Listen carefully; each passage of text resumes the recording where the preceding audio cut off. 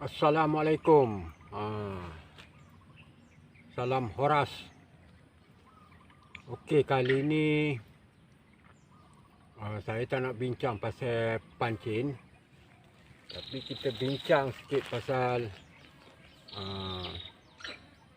kegiatan luar, outdoor, ataupun apa ni, ikhtiar hidup. Sebab sebelum ini pun saya banyak terbabit dalam pendakian gunung-gunung di Malaysia dan luar negara, tapi sekarang dah kurang dah faktor usia. Tapi tak apa, ilmu dia tak kira faktor usia. Ilmu kita boleh sebarkan pada pelapis-pelapis baru ni.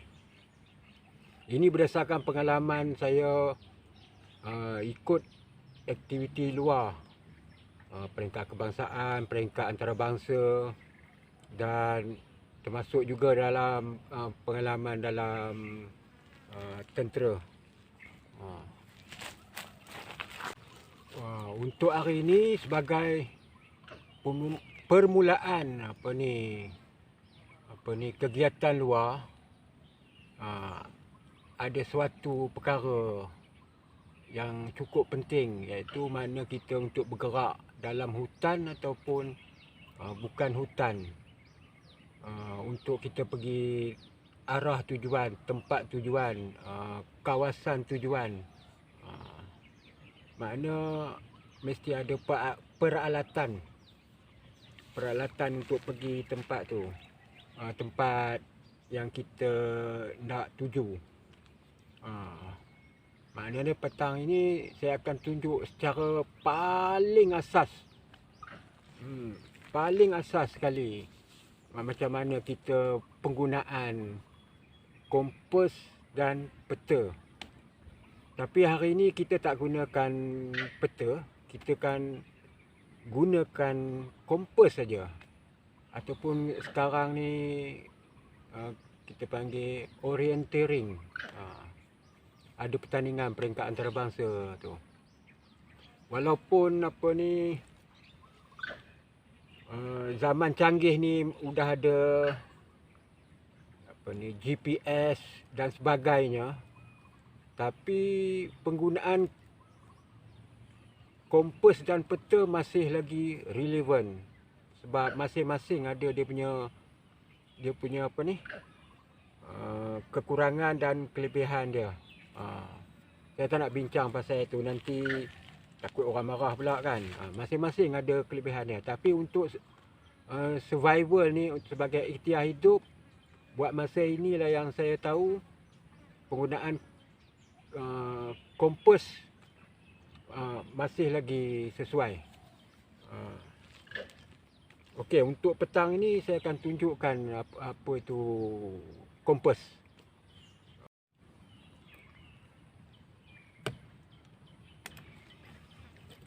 Okey, untuk petang ni pengenalan pasal kompas. Ni kompas ni ada macam-macam, ada yang tentera dia ada bulat, ada macam-macam sekarang ada. Ini yang sesuai lah untuk kita belajar menggunakan kompas betul, sebab dia straight. Dia ada dia punya darjah ni. Ada dia punya skala-skala dia untuk penggunaan dalam kompas nanti. Okey. Ini paling asas yang saya nak tunjuk. Yang ini mil. Tapi ada lagi satu, dia tak gunakan mil. Dia gunakan dia panggil apa ke? Dia 360 darjah. Yang ini 62 itu 00. Makna bulatan jugalah 360 darjah. Okey. Untuk kita mencari kaedah, kita mencari utara dia, ada kaedah dia. Senang aja, kita masing-masing boleh belajar. Okey, saya akan tunjukkan macam mana mencari utara dah. Okey. Yang ini kita boleh pusing. Boleh pusing dia punya rumah ni. Untuk mencari utara, kita masukkan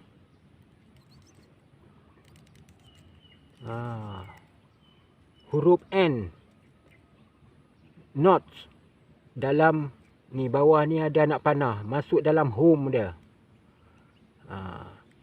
Makna dia jadi kod 62, lepas tu not 00. Kalau 360 dia tulis 00. Selepas itu tentukan kita letak atas tapak tangan, jangan macam ni. Jangan macam ni. Kita letak straight. Letak straight. Kita pusingkan badan kita. Nanti saya akan tunjukkan macam mana.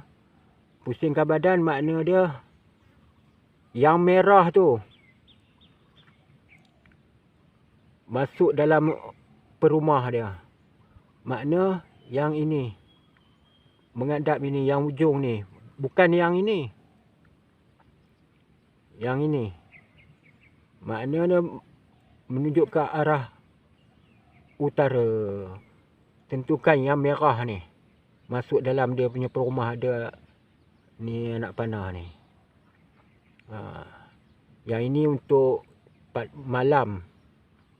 Yang ini malam. Ini kaunter pembesar dia. Kalau kita gunakan peta, kita nak tengok besarkan tulisan apa objek dalam, kita gunakan ini. Makna yang ini arah utara dia. Tapi tentukan tempat yang rata. Lagi satu, kalau dalam hutan ke ataupun di mana, tentukan kita masa setting apa ni? Setting kompas peta, tentukan jangan ada dekat-dekat besi ke, ataupun dalam hutan kita ada setengah tempat tu ada medan kawasan biji besi di dalam tanah. Dia akan tak berhenti dia punya ini. Dia punya apa ni? Yang ini dia macam magnet ni, dia akan bergerak.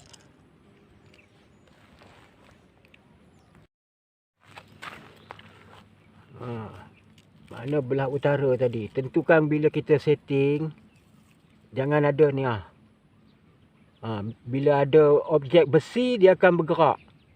Ada setengah tempat di Malaysia ni, di kawasan bukit tanah tinggi, ada juga dalam bumi tu apa ni, macam kita nak panggil medan magnet ke apa, saya pun tak pastilah.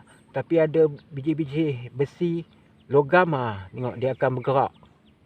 Tentukan jauh ni. Nanti kalau ada ni dia tak berhenti, kita susah nak setting. Tentukan besi tu tak ada kat sini. Tengok.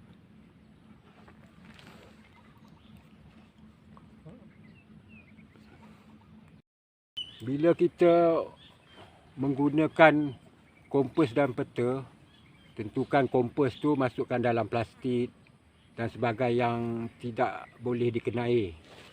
Kan? Simpan yang tempat yang mudah kita capai.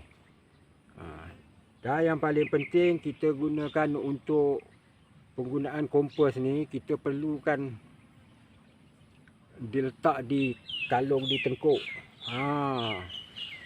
Tujuan dia, kita tak nak letak dalam poket, letak sini.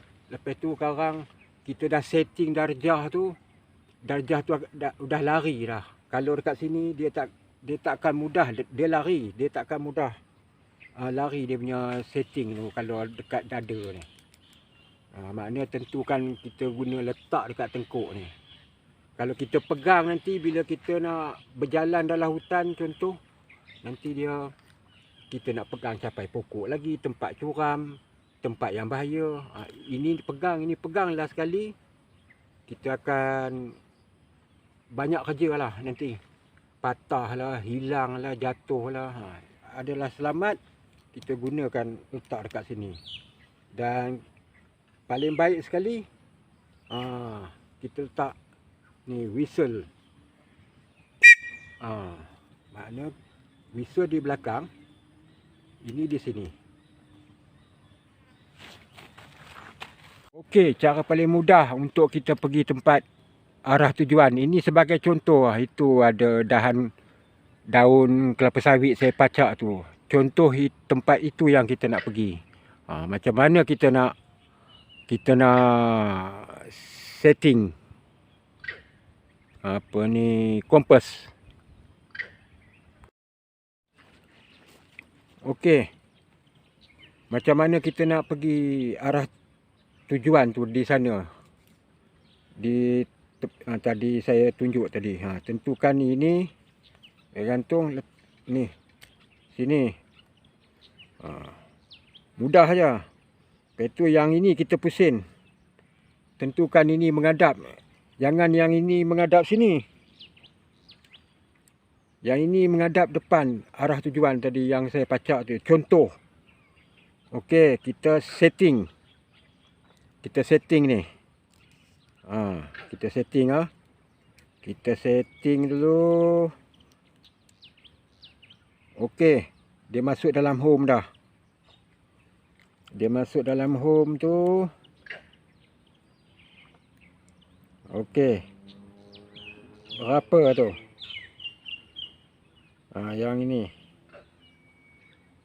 Kita ambil yang belah dalam ni pun ada dia ni.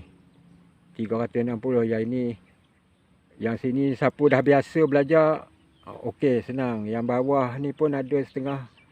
Ni pun boleh belajar, senang juga. Mana dia 36,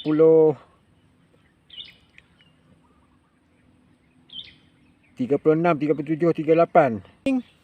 Lepas tu kita tengok, kita bergerak terus di sana. Terus bergerak di sana.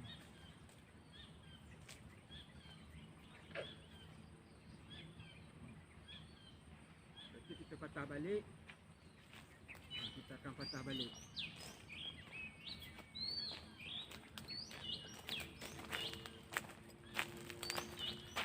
Dan seterusnya kita akan bergerak di sana.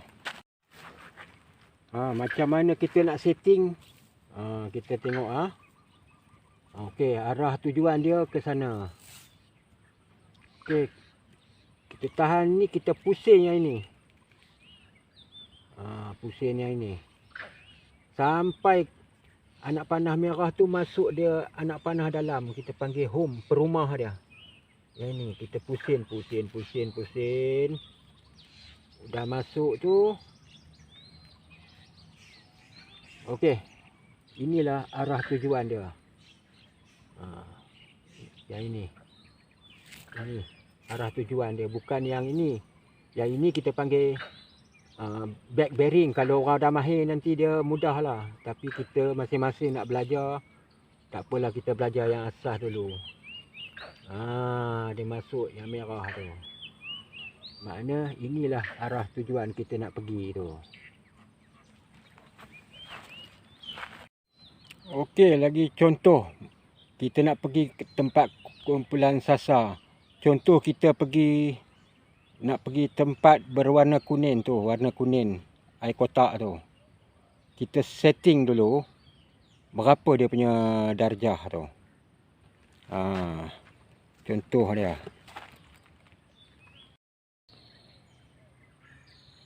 Botol cat ni, itu tempat kita bermula, tempat kita nak pergi ke yang kuning tu. Kita kena setting berapa darjah nak pergi di sana tu. Okey, kita tengok macam mana kita setting dulu.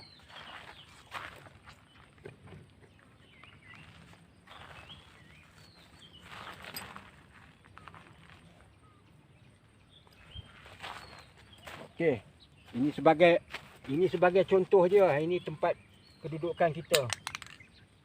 Ini kita nak pergi yang kuning tu. Tak semesti saya ni duduk. Kita berdiri lurus.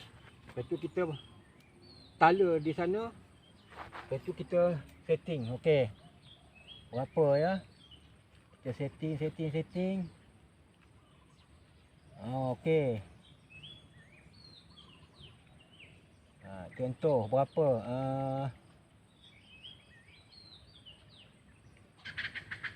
180. 180 dia punya itu. Yang ini pergi 180.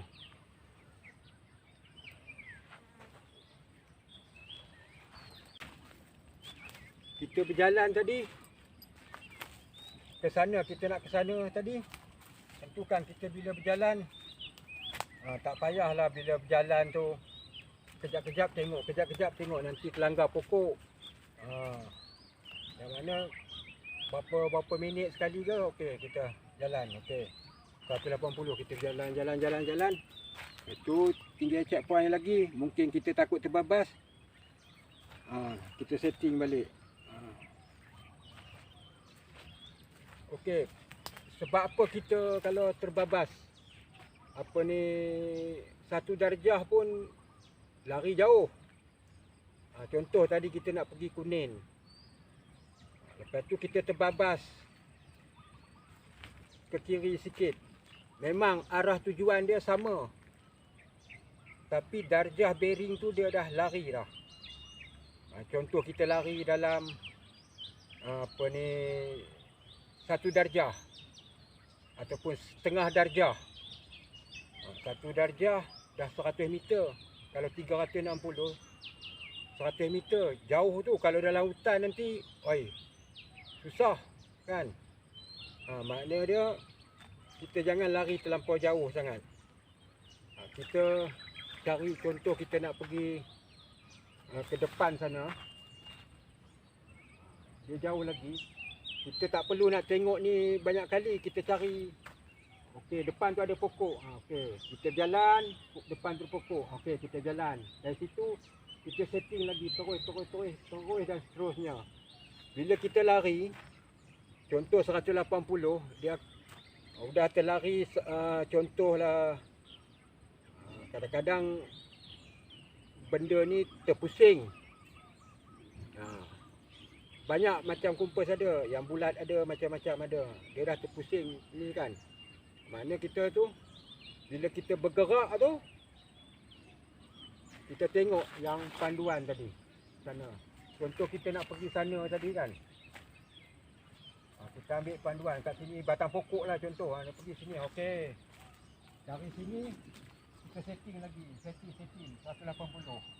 Kalau di sini pun kita set lari sikit, dia tunjuk 180 juga ke sana. Tapi arah tujuan dia dah lari dah. Patut kita pergi sana, dah lari sana. Itu sebab kita panggil apa? Search. Maknanya kiri kanan depan belakang. Kita tengok tu. Bagi orang kawan-kawan ke siapa mai pergi tengok. Cari tempat tu di depan tu. Ada tak? Cari ni. Macam tu dan seterusnya.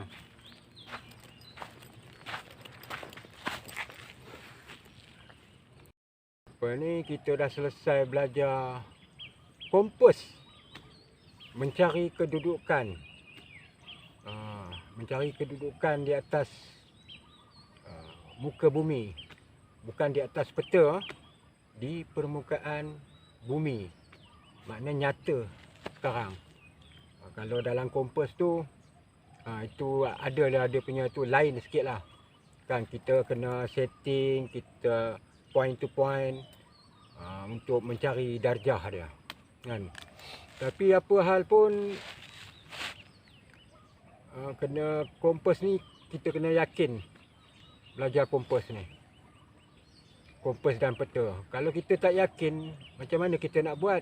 Tambah lagi dalam hutan yang tabir sangat. Jangan ada mudah panik.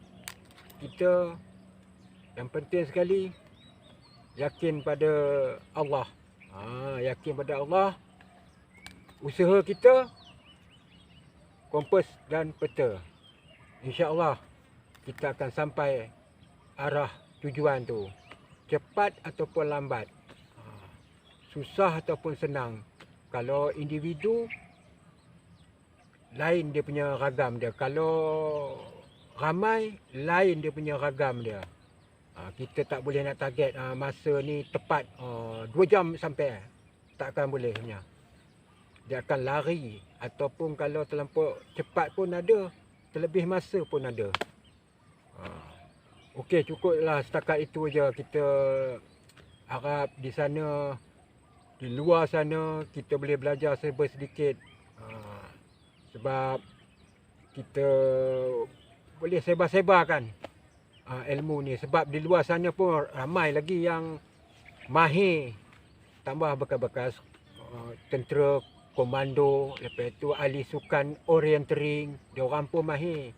Mungkin diorang tak tahu pengalaman kita bagi, dan pengalaman diorang pun kita nak juga bagi untuk kita. Masing-masing bertambah dia punya ilmu tu. Okey, assalamualaikum dan salam Horas.